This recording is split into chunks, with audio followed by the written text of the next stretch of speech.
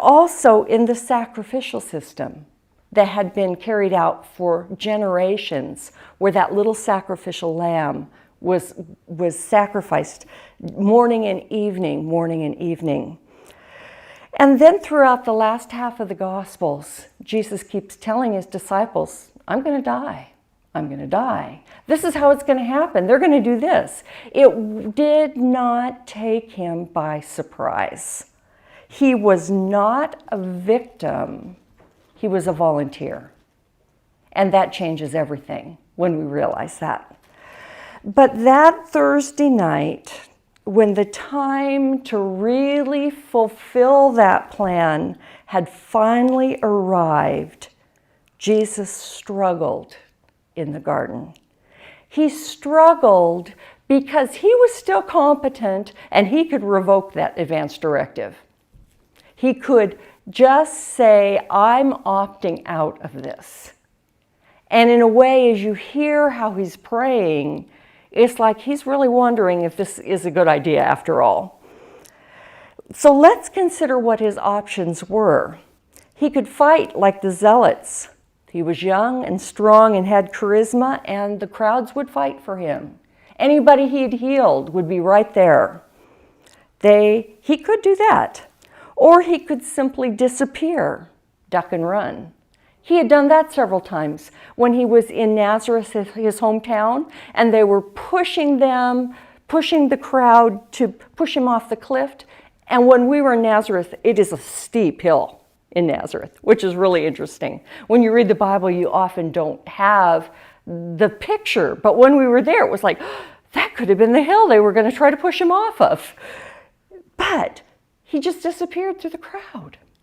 They couldn't do it because he disappeared. Well, he could have done that again on that Thursday night. Just go away. He could have gone off and started a desert community like the Essenes had, and many people would come and join him there. Or he could have negotiated and collaborated with the Jewish leadership. He could have brought reform to the temple and have that as the platform of his teaching. He could have cut a deal with Pilate.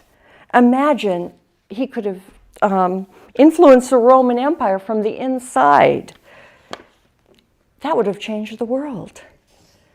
Or he could have just dramatically obliterated Judas as he reaches forward to give him the hug and kiss. Poof, gone.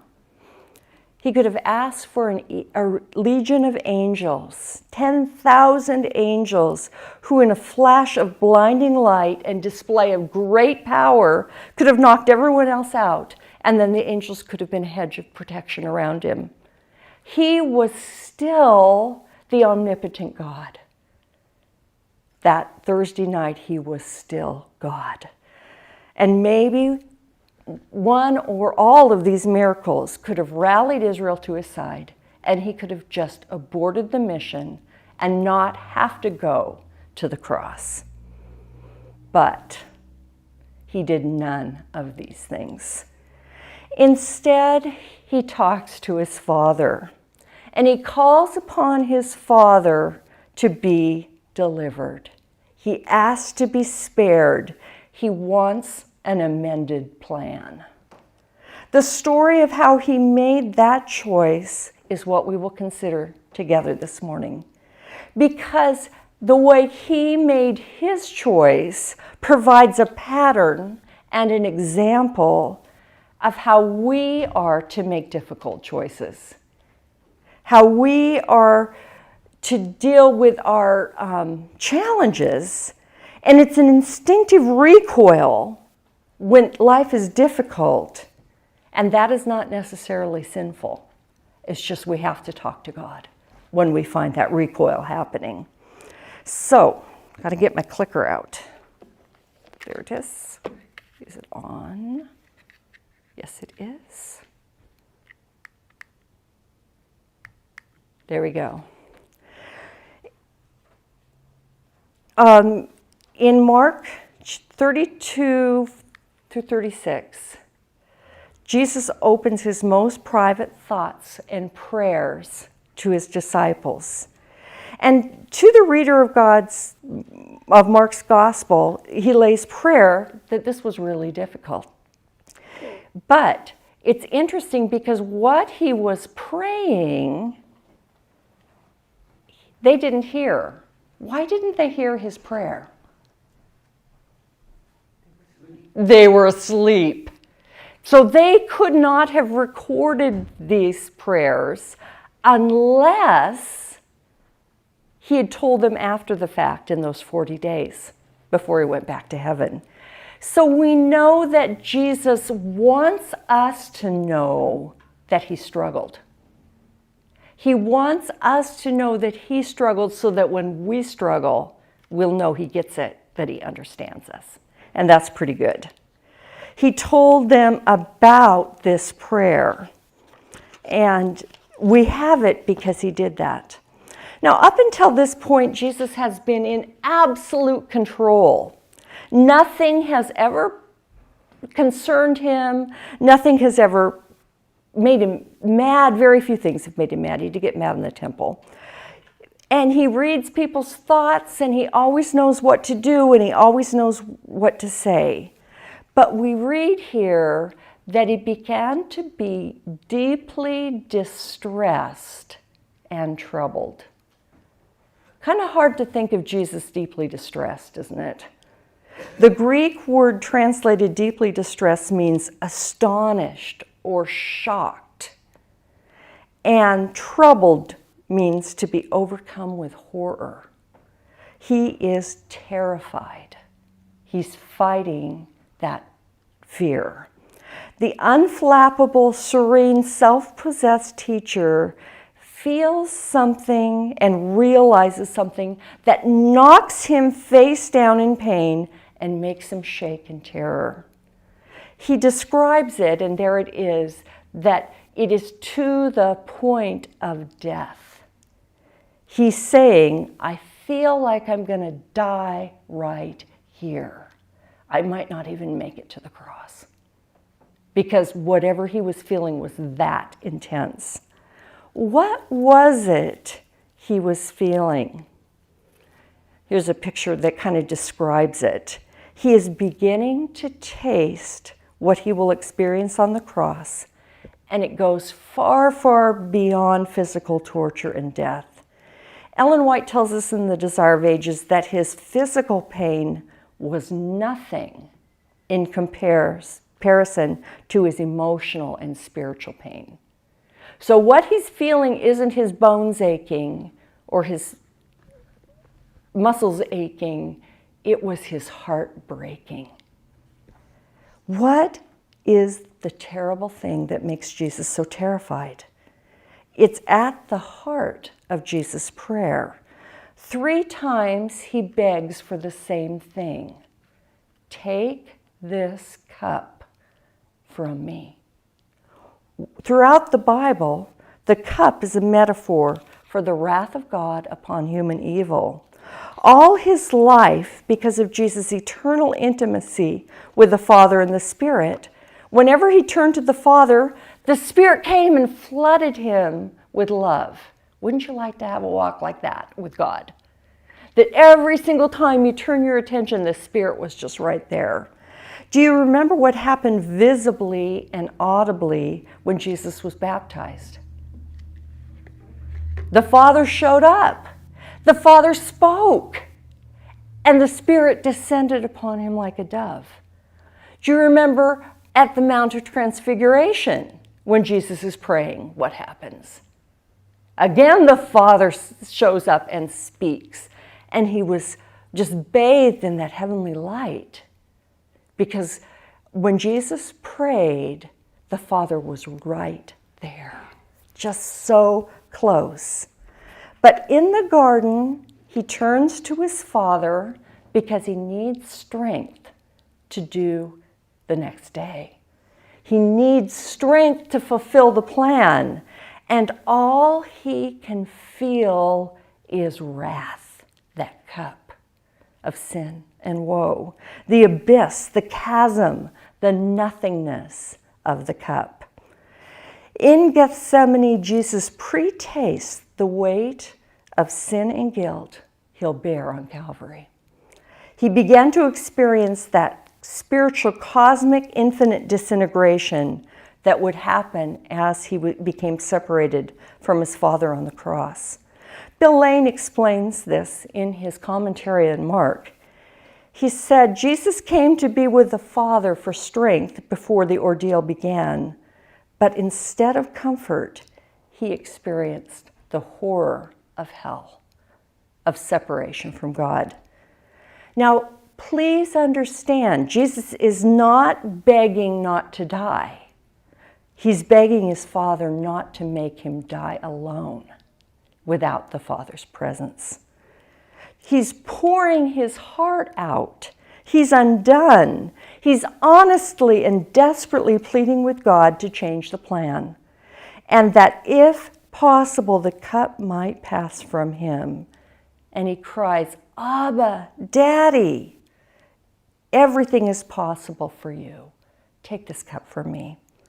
And as he turns to his Father and pleads, isn't there another way? Isn't there a better way? Is there any way I can change my mind to be let off the hook? Can I abort this mission? I can't do this without you, Abba. Don't make me do this alone. And this is so interesting because to every other human on earth, God promises, if you obey me, I'll be with you. Jesus was the only person that was told, if you obey me in your hardest hour, I'll abandon you. Because that very promise that he gives to us is, I will not abandon you. I will be with you. No one has ever been asked to do this thing. No one has ever done such a thing. Jesus knows what's coming, and he knows what will be at stake. The battle has begun, and as Jesus looks across from the Mount of Olives over to the city of Jerusalem, he sees what the disciples can't see. He sees the evil one preparing for the final encounter, and there are angel armies lining up, armies for good and armies for evil, angels and demons, all watching with intense interest. Hell is breaking loose, and he is going to be at the vortex of this battle. History records it as a battle of the Jews and Jesus, but it wasn't. It was a battle between God and Satan, and Jesus knew it. He knew that before the war was over, he'd be taken captive. He knew that before the victory would come defeat. He knew that before the throne would come that cup. Before the light of Sunday would come the blackness of Friday afternoon when the sun refused to shine. But far worse than what any of the host of evil could do was the knowledge that his Father was going to turn his face away, that he was going to have to do this alone. And that is why Jesus is so afraid. He cannot imagine living without that intimate relationship with his Father, which he had enjoyed for eternity. The fear of being separated from the Father tempts him to consider the idea of quietly backing out and just saying, I can't do this. He has become a man just like us. He's laid aside his right to use his divine power to save himself. He's caught in the vortex of this cosmic war, and he has nothing to fight with but his faith, just like us. Nothing to fight with but faith. The stakes are so high, the cost of failure inconceivable, and the enemy presses closer, taunting him with all that is coming, of how alone he'll be, of how it will feel to drink that cup of wrath, telling him that failure is inevitable and these people won't care anyway. How could he possibly be strong enough to endure the hosts of evil on the cross if the Father won't help him? So Jesus struggles. His mind, soul, and body pay the price. Okay, that was pretty intense. So I'm going to take a little break and tell you a story. A story that's intense too, but differently.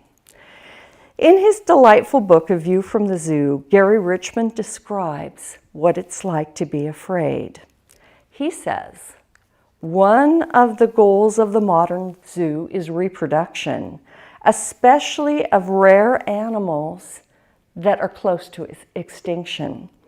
The goal could not be realized at the San Diego Zoo where Gary worked because they owned just one black rhino, King Arthur. He was a jaunty, robust, young, temperamental male. Isn't he handsome? But he needed a lady.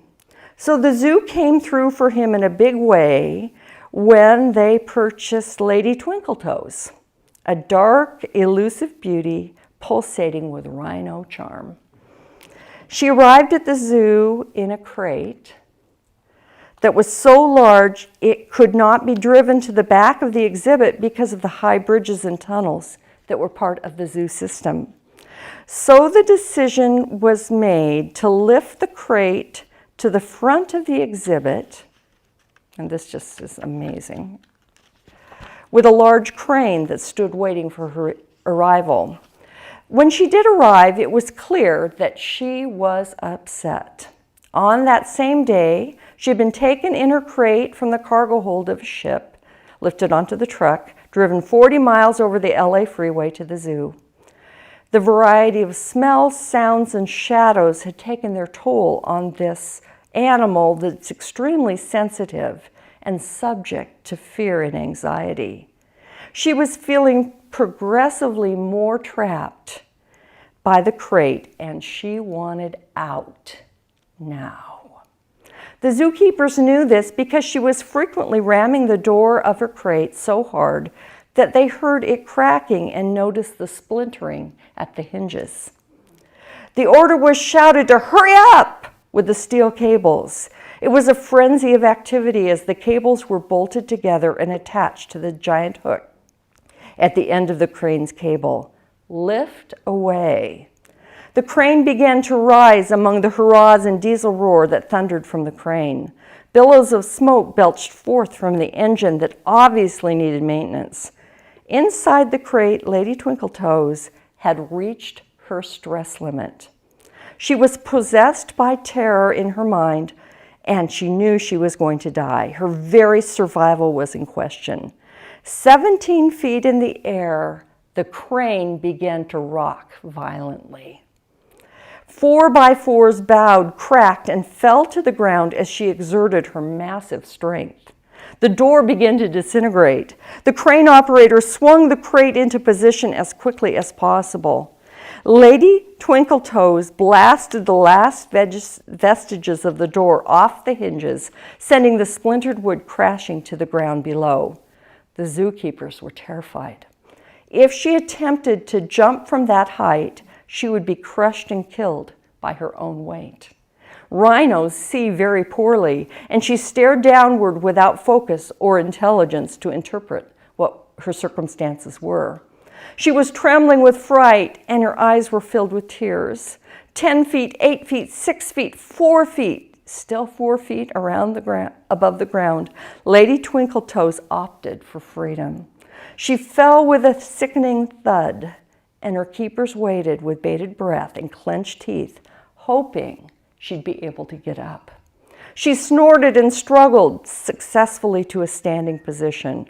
Her body was trembling violently with colossal fear, the kind that produces rage. She noticed a large boulder through her tear-filled eyes, and it looked like an attacking animal, so she attacked it. When she hit it, it moved only slightly, and she fell to her knees. Staggering again to her feet, she noticed another boulder and charged it. That time she got up even more slowly. Then the most amazing thing happened. Her whole body began to glisten red in the morning sun. She seemed to be perspiring great drops of blood from every pore in her body. Gary turned to the veterinarian and said, "Doctor, what is going on?" The veterinarian answered, "This animal has reached her maximum threshold of stress. Rhinos, hippos, and even elephants under this kind of stress burst capillaries all over their bodies. She's in great danger, and she may die." But the story ends well. The zookeepers were relieved when Lady Twinkletoes calmed down, stopped her aggressive displays of fear and rage, and in time, she gave the zoo several baby rhinos. Now, what does this have to do with Jesus in Gethsemane? Well, it helps us understand what it means to sweat blood. Luke 22:44 tells us that Jesus was in great physical distress as he made that decision in the garden. It says, "And being in agony, he prayed more earnestly, and his sweat became as great drops of blood falling down upon the ground." How trapped Jesus must have felt. How alone. How he must have felt that the destiny of the world was on his shoulders. Because it was. It was on his shoulders. We don't often think of Jesus being afraid, but in Gethsemane, he was terrified. He could not be human without really knowing what it meant, especially fear of your own death. Hebrews 2 verses 14 through 18 describes, "Since the children have flesh and blood, he too shared in their humanity, so that by his death he might destroy him who holds the power of death," that is the devil, "and free those who all their lives were held in slavery by their fear of death." By watching how Jesus dealt with this decision helps us not to be afraid of dying. Isn't that wonderful? Amen. That he has freed us who have been held in slavery by our fear of death. For this reason, he had to be made like his brothers in every way, in that he might be a merciful and faithful high priest in the service of God, and that he might make atonement for the sins of the people. And I just love verse 18. It says, "Because he himself suffered when he was tempted, he is able to help those who are being tempted." Amen. He knows what it feels like to struggle. The Bible tells us that very clearly. Because he has gone through Gethsemane, he has shown us how to face fear, especially fear of death. He understands, and we know it. He leads the way to a life that is 100% completely surrendered and submitted to God. He shows us how. He shows us the way through deep distress to complete surrender. So we are saved by the integrity he showed at this very moment. He is a model and power for trust. Jesus is trusting God the Father to be able to pull him out and pull him through and keep his promises, just like we need to. His will is infinitely beyond my largest notions of what he's up to. And I have to trust that he has my good in mind. Jeremiah 29:11, we all know it from memory. "For I know the plans I have for you, plans to prosper you, not to harm you, to give you a hope and a future." And when I am terrified and when I do not want to submit, I have to remember that my Father knows what I need even before I ask. And his plan is to prosper me and to bless me and to love me. So, it would still be possible for Jesus to abort this mission, but he doesn't push the bailout button. Why? Because as horrible as the cup is, he knows that this immediate desire to be spared of that cup must bow to his ultimate desire, which is to spare us from that cup and to save us. Jesus didn't say, deal's off. There's nothing we can do that can make Jesus say, I won't save you. He loves us. What could we possibly do to make him not love us? When you wonder if you've gone too far for his grace to forgive you, go back and read again about what happened in Gethsemane. Often what seems to be our deepest desires are really our loudest desires. When we are in intense pain or great temptation, we cannot think straight. And the psychologists talk about it being we click into our reptile brain, which means we're not using our frontal cortex anymore. We're into just reacting, fight or flight kind of response. We can't think straight. We turn on the people who love us. We make shockingly self-destructive decisions. We say and do things that hurt the people we love the most. And that's when we need to get alone with the Father and get on our knees and wrestle until we reach thy will be done. How often should we pray that prayer? Yeah, many, many times, sometimes in a day. We need to get on our knees and say, God, I'm really close to not honoring you. Remind me again that what you have asked me to do is for my own good. The very best plan is your plan. You know what I need even more than I know what I want. And there's a huge difference. So Jesus is saying, I trust you, Father, regardless of what I feel right now. I know that your desires are ultimately my desires. Okay, I'll do what we both know must be done. That's what your will be done means. Well, I have a dangerous prayer that I pray when I feel like I'm completely cornered and completely stuck, which I hate to admit how often this happens. I pray, do whatever it takes, Lord, for you to be glorified. Whatever it takes.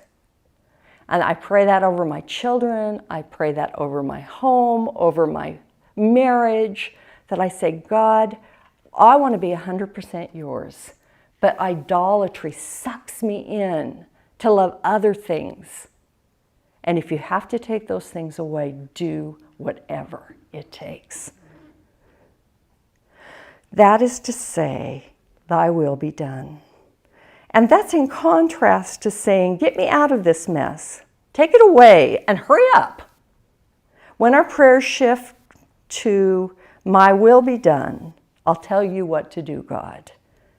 Then we need to surrender until we can say, thy will be done, Lord. Do whatever it takes. I'll trust you to know that you love me and you know what you're doing. So when we finally get to whatever it takes, he can finally get somewhere with us. My heart's desire to you is bent. I aspire to a full consent. Old English poetry, but I love it. I want my highest desire to be to honor him and not to have my own way. In his book, The Angels Were Silent, Max Lucado describes how Jesus moves from struggle to surrender and from terror to trust. He knows what it's like to beg God to change his mind and to hear God say, gently but firmly, no. Do we ever hear God say no? Yeah. For that is what God says to Jesus. And Jesus accepts the answer. And part of how I know that I'm not completely surrendered is when God does something to me, takes something away, or something is unhappy, and I throw a little fit. When I am throwing my little hissy fit, I know that I have not prayed, thy will be done. When I am upset and I'm telling him off, and it's okay to do that, by the way. But don't quit that little hissy fit in God's presence until you get to thy will be done. Don't stop too soon. Don't just tell him off, but keep talking to him until he can bring you around to say, I know you have my best in mind. Thy will be done. The Bible makes it clear that even for Jesus, acceptance did not come immediately. It took a while. It took a struggle with fear and with the possibility of failure with eternal consequences. It is a struggle beyond anything we can imagine. This was not quick or easy. How many times did Jesus have to pray, take this from me, thy will be done? 3. So if you don't get an answer on your first request, don't stop. Keep praying until you are truly surrendered. And eventually Jesus did follow his Father's will. Acquiescing to God's will is hardly ever instantaneous.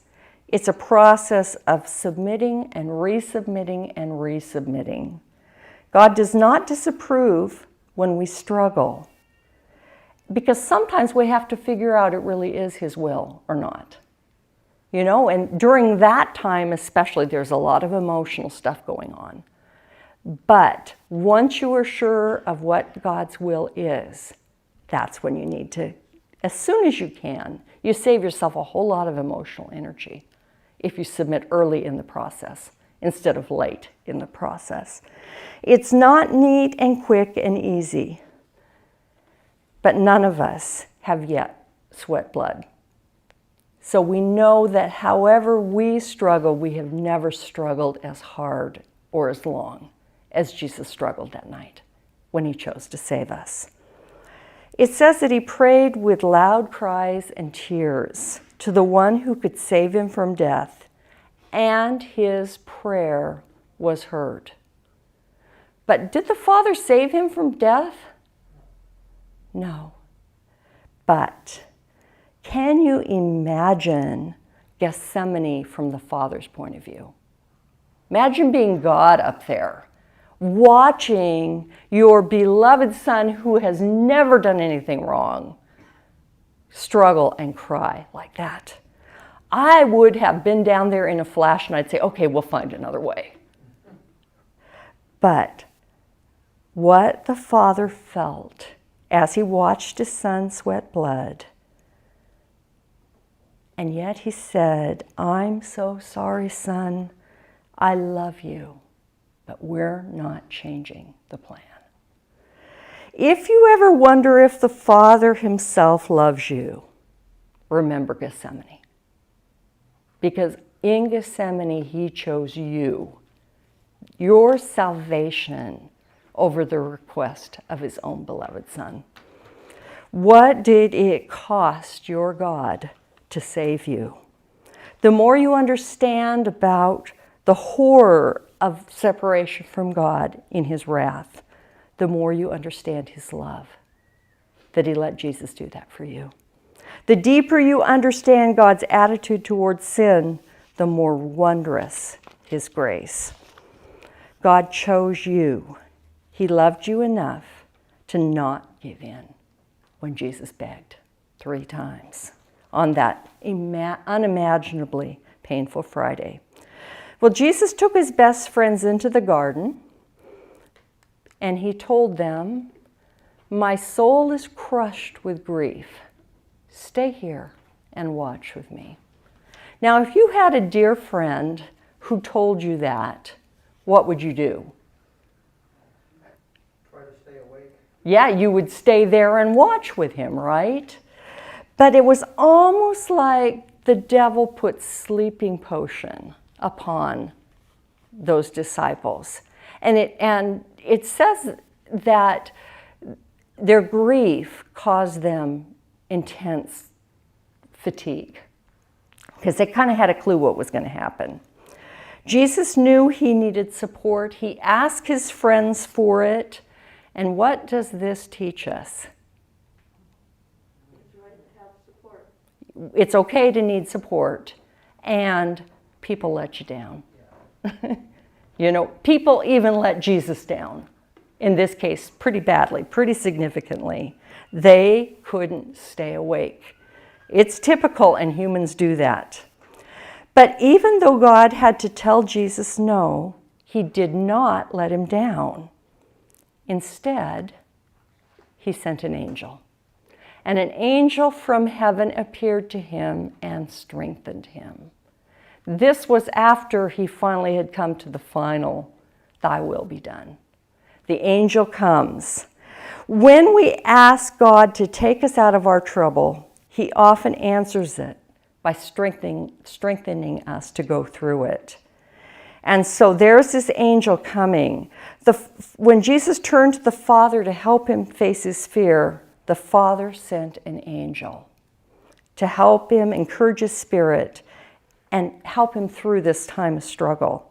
God does that.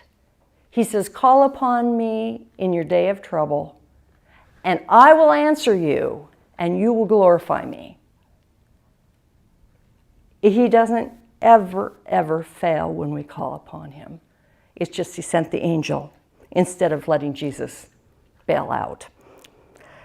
I love this picture. It's by Ron Diacini. And sometimes a visual image can help us imagine the details of the story. So picture this scene with me. Jesus lies face down, soaked with tears and sweat and blood. The angel Gabriel simply comes up behind him, and he kneels down beside him and lays his hand on Jesus' shoulders. It is a soft, gentle touch, and maybe there was even a bit of a back rub. I can just see Gabriel doing that. Gabriel speaks words of worship. He reminds Jesus who he is. He reminds him of the Father's love, of the angels in heaven who eagerly await his return, of the millions of men and women on earth who will be saved because of his victory. We are with you. It will be worth it. You will not fail. You are stronger than the enemy. This plan that you began so long ago will succeed. And he gently pulls Jesus up to his knees and reassuringly holds him in strong angel arms until the sobbing ceases, until the trembling is over, until the gasping is stilled. Then Gabriel gently pulls Jesus up to his feet and lifts his arms stretched out wide as if he were accepting the cross. Gabriel continues his worship. You are our victorious King. You are the omnipotent, eternal Son of God. Worthy is the Lamb who was slain to receive power and wealth and wisdom and strength and honor and glory and praise. You will be slain, and with your blood you will purchase men for God, from every tribe and language and people and nation. Gabriel disappears. And Jesus is left standing alone in the garden, and now he freely makes his choice. The Father had said, "No, Son, there is no other way. You have to stick with the original plan." His will was bent to accept his Father's will. Jesus slowly stretches out his arms again and thinks about what the next day is going to be like. Jonathan Edwards, when asked the question why Jesus felt God's removing his face in Gethsemane, he said, because he's in the dark and alone, he's free to leave. And so by the fact that he started to taste the second death in Gethsemane proves that he was a volunteer, not a victim. He did not run away. Clear in his divinity and identity, this is what Jesus did. This one lone, deserted, vulnerable man decided, I know what I must do. I will not fight. I will not run. I will not deal. I will not dazzle. I will die. Jesus outlasted, outmaneuvered, and outthought every group, every unseen spiritual power in high places. But not just that. He outloved them. For Jesus in the garden, one agenda superseded the other easier options. Love for you and love for me. And love for every human being that will ever walk on this broken planet. The battle is won. You may think that it was won on Golgotha. It wasn't. You may think that the sign of victory is the empty tomb. It isn't. The battle was won in Gethsemane because that's where Jesus made his choice. Thy will be done. The sign of conquest is that now Jesus is at peace under the olive trees. For it was in the garden that he made his decision. He would rather go to hell for you than to heaven without you. Jesus showed a serene face then to the rest of the world on that fateful Friday when he died for us. He could only do that because he had worked it all through with the Father the night before. He faced his fears in the garden so that he could live his faith on the cross. Timothy Keller says that the Father graciously let Jesus taste the second death ahead of time so that he could make the decision while the whole world wasn't watching. Which is kind of interesting, that the Father knew that Jesus needed to work it through, would need that, and did it without the world looking on. Dallas Willard says you can't act like Jesus in public if you don't act like Jesus in private. The secret of his strength, his peaceful resolve, his love for his enemy was found in that prayer. Thy will be done. He went to Gethsemane in the dark, but he came out in the light because he talked to his Father. He went to Gethsemane in agony and he came out with the victory won and his heart full of peace because he talked to his Father. And even though he left Gethsemane with his hands bound, he left Gethsemane with his heart free. I don't know what fears you face this morning. There are a lot of things to be afraid of. But I urge you to face those things like Jesus did. Talk to your Abba and keep talking to him until you can sincerely end with thy will be done. Amen. And I have some